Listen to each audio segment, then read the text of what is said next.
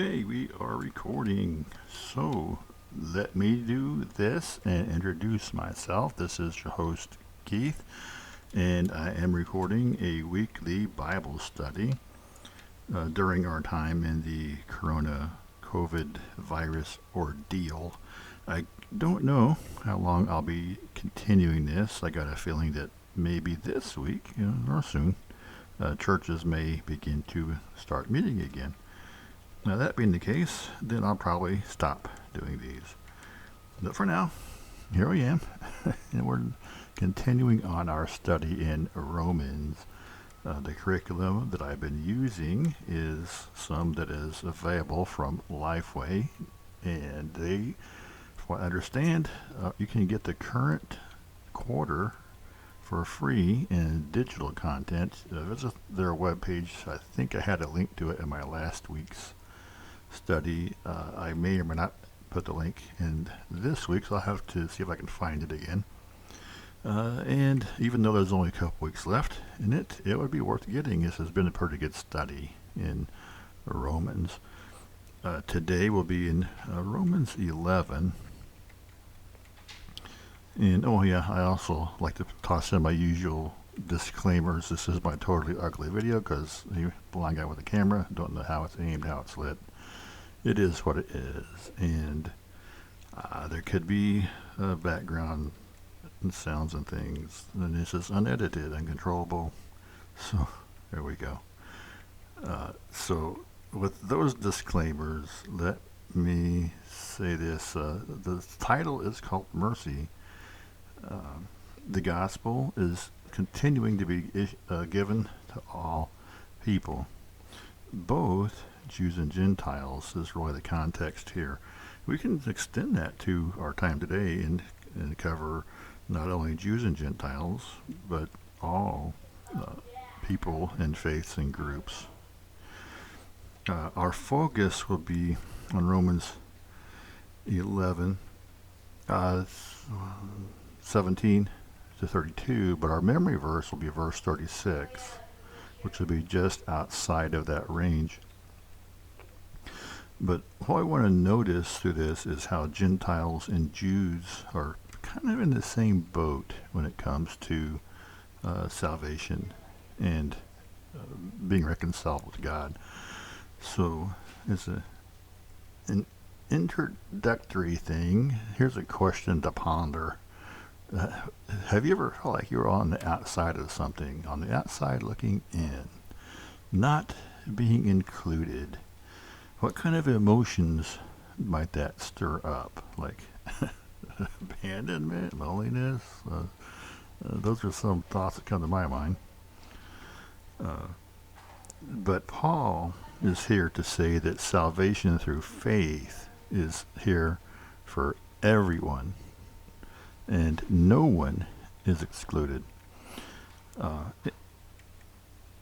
In chapters 9 through 11, it's kind of a sidebar, an appendix to Paul's main gospel teaching. And back then, as today, many Jews failed to see Jesus as the Messiah, but Paul had believed that God had not given up on them. He believed, of course, there would be a remnant of faithful who would be in the kingdom, as well as all these newly added Gentiles. But regardless of whether you're Jew or Gentile, faithful person, atheist person, whatever religious person, you come to God on His terms, and not your own terms. We're going to see an example here coming up about grafting olive branches in. And I just have a note that says, normally, a farmer would grow some cultivated branches and graft them into wild trees. But here we see the reverse image where there are wild branches being grafted to a cultivated tree. So And I also want to be clear that even though this is about uh, the Jews and falling away and staying connected on God's terms, this really is directed towards Gentiles, as we see in verse 13, where it says, "Now I am speaking to the Gentiles, as much as I am apostle to the Gentiles. I magnify my ministry," Paul says. One thing I want to add here is there's a couple of frameworks to look at how to interpret the Bible. One of them would be the covenant theology. One would be called dispensationalism. And typically, if you're in a Baptist faith, you kind of align with dispensationalism, whether you realize it or not. And I'm kind of on the fence with that. I don't know if I fully get on board with the classic definition of that. But what that means basically is how you interpret the Scripture. What do you do with the Old Testament, even though we're now under this new covenant of grace under Christ? What does all that Old Covenant stuff mean? And a lot of dispensational type teachers will say, it's of no effect. Don't worry about it. Just open up to the new part. Well, it is important. There is importance there. And so that's why I say I'm not sure how deeply I aligned with dispensationalism. I haven't studied up on covenant theology enough to know how I align with that. But with that said, let's look at this, because it doesn't matter about Old Covenant, New Covenant so much. It doesn't matter about what we do, but what does matter is our faith. And it starts off with a section called "Be Humble," Romans 11:17 to 21. And again, we're going to look at Paul's representing of the parts of this olive tree, starting at verse 17. Oh, and this is Christian Standard Bible, by the way. I don't think I've been saying that, but it's the material that I have, Christian Standard Bible. If you don't like that, read it in your own Bible. Sorry. The verse 17. Now, if some other branches were broken off, and you, though a wild olive branch, were grafted in among them, and have come to share in the truth of the cultivated olive tree, do not boast that you are better than those branches. But if you do boast, you do not sustain the root, but the root sustains you. In other words, if you're going to boast, get your priorities straight.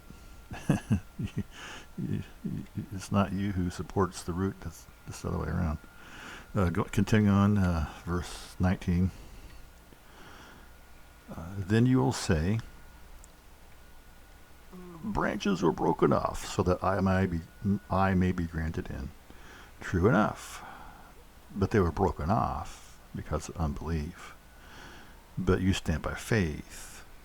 Do not be arrogant, but aware, because if God did not spare the natural branches, he will not spare you either. So let's, of course, look at the meaning of each of those parts of the branch, but the important message there to me is humility. Don't be prideful. Don't say, I'm here because I'm better. I'm here because of faith. I'm not here because I was better. Those branches that were broken off were probably way better than me, but they lost their faith. Okay? So, the broken off branches were the faithless Jews. The wild olive branches are the faithful Gentiles. The rich root is, of course, God. So with those components, you can see it's not who, Jew or Gentile, it's what, faith or unfaith. The faith keeps us attached. In case you don't understand why it's important about the not boasting or being humble, it's really about God's grace. It's not about anything that I accomplish or you accomplish. As people who are attached to this root by faith, what we should be doing is expressing gratitude to the fact we're even there. So let's move on to our next segment here and be thankful. This will be verses 22 through 24. And as we approach this, imagine those old-fashioned balance scale. You see it on the justice, the statue of the blindfold, which has got a scale on one hand, and you have basically one or two plates and a pivot point, and you have weights on one side and object on the other, and the value is correct when they balance. That's how it works. Okay? So, with that in mind, let's keep that in mind as we start looking here at verse 22. Therefore, consider God's kindness and severity.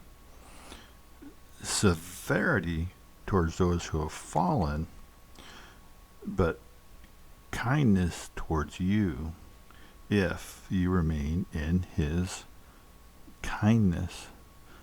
Otherwise, you too will be cut off.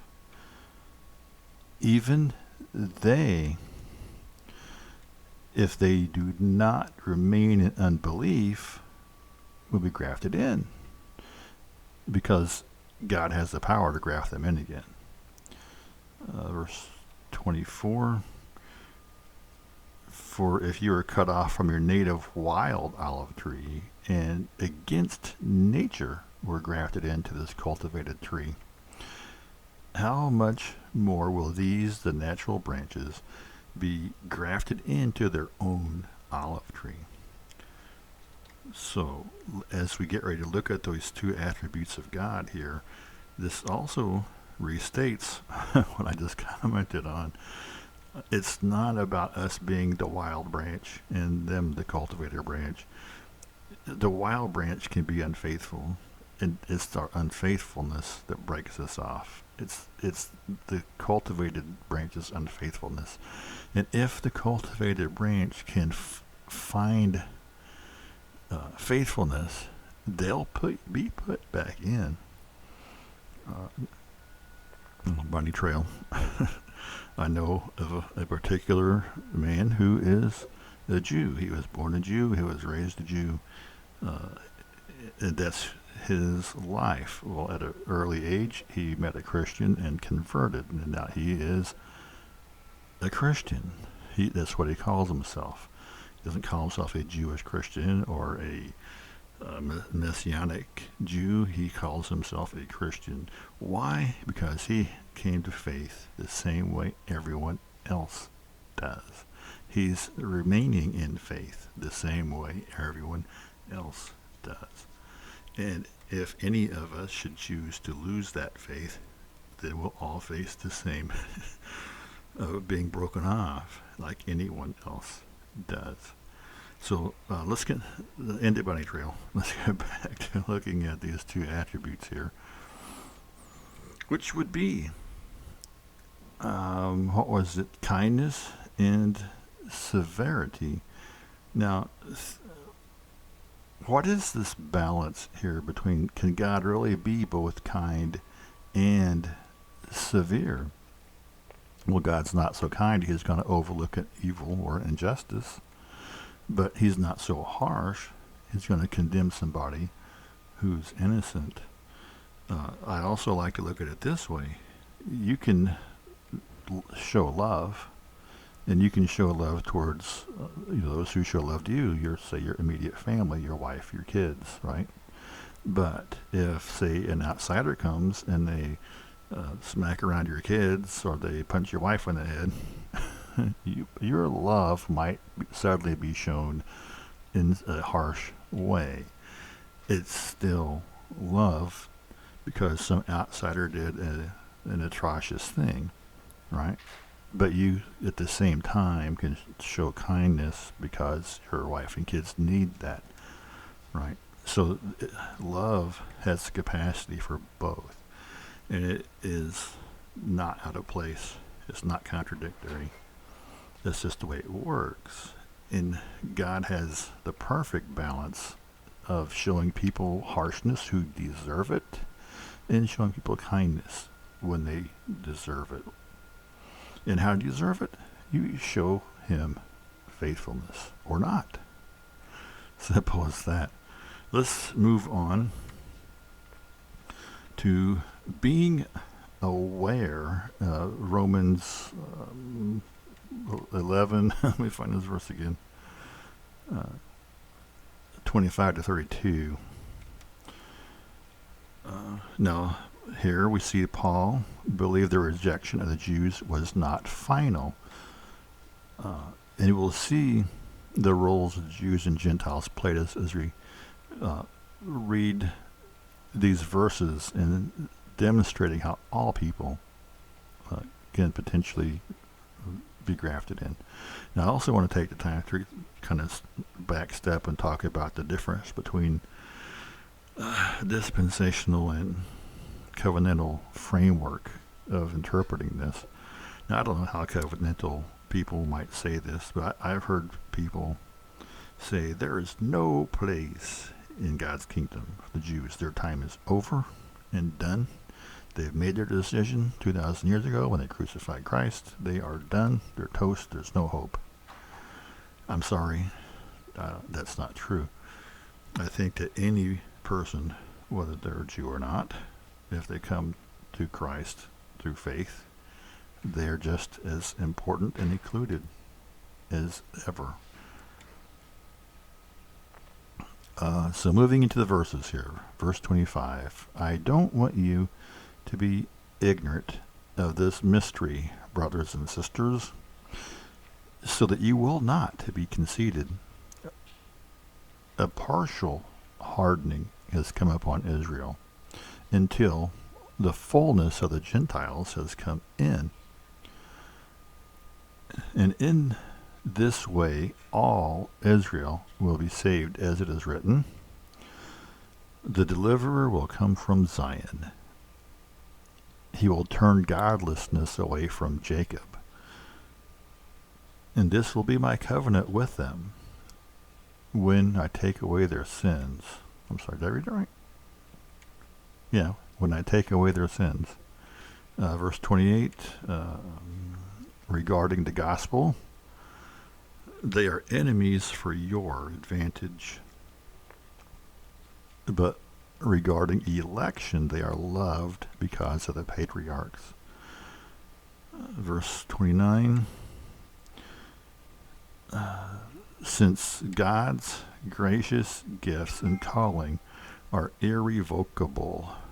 That last word nails it. If God makes a promise, it's irrevocable. In the Old Testament, God promised the Jews that they had a special place in his big picture scheme of things. It's irrevocable. He never promised them that their day would come and then it would be over. He promised the faithful Israelites, the elect Israelites, that these promises are irrevocable. Just like today in our church, we understand that the word elect means those faithful in the church. And if you're not elect, whether your butt is in the pew or not, if you're not elect, that would indicate that you're not a faithful member of the kingdom. The nation of Israel is the same way. There are people who are secular Jews, and there are those who are faithful Jews. And God's promise is forever. If he promises it will last, it will last. If he promises it won't, then it won't. And he never closes the door on the Jews. His plan has always been based on faith. It's even in the Old Testament. It's the Jews who were faithful, who he especially set up these promises with. So because God does have all authority, he can graft in anybody he wants. He'll do it with Gentiles. He'll do it for the Jews. He'll do it for anybody if they can overcome their lack of faith. That is the key. And Paul believed that day was coming where people, even the Jews, would overcome that. And there's a comment I want to make too, and it says, because of their misfortune, basically, meaning the Jews hardening their hearts, it opens the door for us, Gentile people. So we're blessed because they turned it away, but there will come a day when they will pick it back up. And I believe that is still to come. But how God's going to bring it together for his goodness and glory, I don't know. I don't have that in my pay grade here. Anyway, let me continue reading. I think we got sidetracked. Let's look at 30 to 32 here. And we'll look at the word mercy here. As you once disobeyed God, but now have received mercy through their disobedience. I know I read it somewhere. I haven't read it yet. Verse 31, so that they too have now disobeyed, resulting in mercy to you, so that they now also may receive mercy. In other words, they've let their mercy go, but it's going to come back around. Finally, verse 32, for God has imprisoned all who are in disobedience, so that he may have mercy on all. So if it's saying that God, if you're disobedient, if you're going to be out there shaking your fist at God and rejecting God, that's fine. God has imprisoned those kind of people. And once all those kind of people are imprisoned, there's nothing left but the faithful, and there's nothing left but to be merciful towards them. Let's look at a key doctrine here. And as I say you often, if not always, in these lessons, the key doctrine is verbatim from the Baptist Faith and Message. So if you're Baptist, especially Southern Baptist, this is critical. And if you're not, you can dispute it if you want, but let me know. Leave me a comment, send me an email or something. God's purpose of grace. Election is the glorious display of God's sovereign goodness and is infinitely wise, holy, and unchangeable. It excludes boasting and promotes humility. Now we can see an example here in Philippians chapter 2 verses 5 through 7. Have this mind among yourselves, which is yours in Christ Jesus, who, though he was in the form of God, did not count equality with God a thing to be grasped. Let me pause there. This is the English Standard Version, and that phrase often will be, did not count it a thing, a small thing. In other words, he didn't take it lightly. Verse 7, but emptied himself by taking the form of a servant, being born in the likeness of man. So the big thing here in this is that God's promises cannot be changed or altered. He has committed in his own way to restoring the world through his grace and mercy. And I hope that in some way it's become evident through all this that God's offering Jesus, the faith alone in Jesus, is a display of his grace and mercy. And the fact that his plans are irrevocable means that if he says it, he will do it. And let's go ahead and wrap this up with some concluding statements. That because faith comes through, salvation comes through faith in Jesus alone. There we go. I said that right that time. Uh, there's no room for arrogance expressed to unbelievers. Uh, we can't be saying, hey, I'm in and you're not. I got mine, you don't. We should be praying that they find theirs. That we should be praying that they should also return to faithfulness. And to not, it just makes this kind of religious pride dangerous, if you ask me. We mentioned earlier on our memory verse is Romans 11:36. For, one more time here. For from him and through him and to him are all things. To him be glory forever. Amen. So, and again, that was in the English Standard Version. I kind of departed in a couple spots because for some reason those verses weren't included in the curriculum, but I had to look them up. And that's the version I go to often. So, with those closing thoughts in mind, I've probably been over my time I like to allow for myself. So I will wrap up by saying, hey, thanks for listening. Thanks for watching. If you have any comments, suggestions, how I can improve my video or content or presentation, let me know. If there's something I said you disagree with, let me know. That's what the comments are for. Find all my podcasts that I do over at life-truth.com. And hopefully we'll keep this teaching thing going on. But as far as the videos, as soon as churches are back in effect and things like that, you can expect that I will stop doing these. But we'll let you know before. I'll have a final farewell before I decide to do that. So we'll see you next week. Thanks for watching. Thanks for listening.